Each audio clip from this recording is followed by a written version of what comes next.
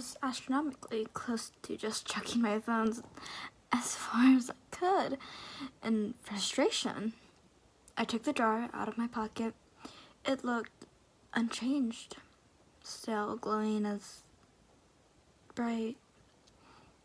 What the fuck do I do? I yelled at the jar, realizing I probably looked like a lunatic. As I stared at its glimpsing glass, I realized something. I didn't know my wife's face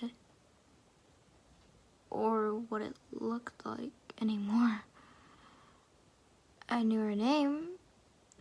Well, I know it started with a K. Wait, or maybe a C? I couldn't picture her in my mind. I knew I had a wife. Yes, because I have a daughter. I had a wife, a daughter. I just couldn't remember their faces then. Or their names. Or their birthdays. Or any memories I had with them. I know they existed. They did exist. I had just seen them that morning, right? I couldn't remember how she looked or what she smelled like. What was our first date? We had our wedding, right? What about our first kiss? Or my daughter? Or was it my son? Maybe I didn't even have a kid. But my wife? Or girlfriend? She was real. I knew she was. The thought was tearing me apart. I couldn't see her in my head. I couldn't recall a single fact about her. I was standing outside of the same building, but I was unsure why I was. Did I work here? I must work somewhere else. The rain was accompanied by a chilly wind now. It was wisping at my face, making my nose and cheeks sting. I wanted to go home. I wanted to be with her. I wanted to be warm. I wanted to go in a shitty office that kept a roof over my head. I wanted it all. I was soaking wet. I was miserable. I couldn't remember my parents or my childhood. Did I even have any friends? Why was I here in the rain? I looked down at my hand. I was still clutching the jar. The only memory in my entire life I could consistently remember right now was that girl giving it to me. Telling me it was happiness. It did not bring happiness. It brought pain. It brought suffering.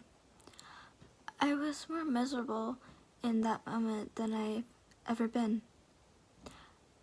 My phone buzzed. Break the jar, Tim. I looked at my other hand with the setting sun and the rainy sky. I swear, the jar glowed brighter than any street light near me. I didn't break it because I was following her instructions.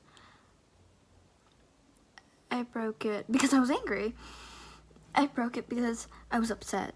I needed a release. I raised my arm above my head and brought it down with one swift motion, shattering the jar on the concrete beneath my feet.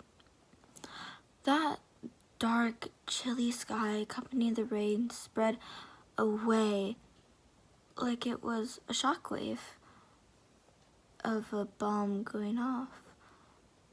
And I was the epicenter. I saw the warmth. The yellow light from inside the jar spread rapidly across the ground and ascend into the sky. It was as if I was watching the beginning of the universe being created. Like God had just snapped his fingers and said, "Let there be light." I was engulfed in it. I could no longer see the street or rain or anything dark. I felt like I was plummeting into a star going faster than the speed of light.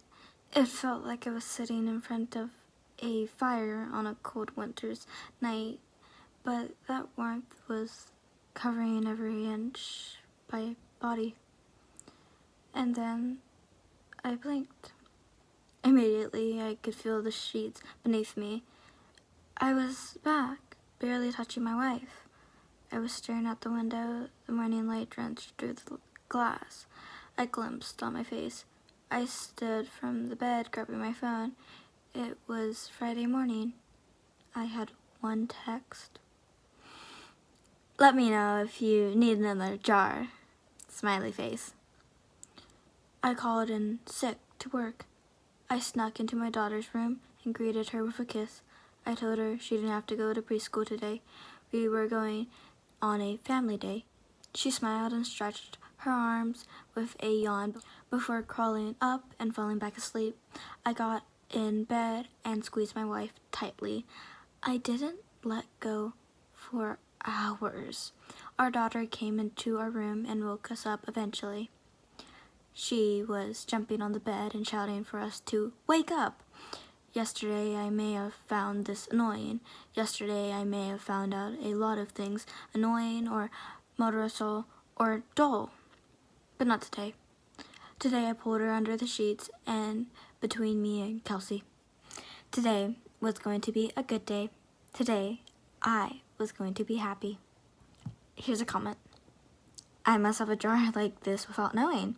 Everything is falling apart. Must find the jar. Must break the jar. Must. This is a comment.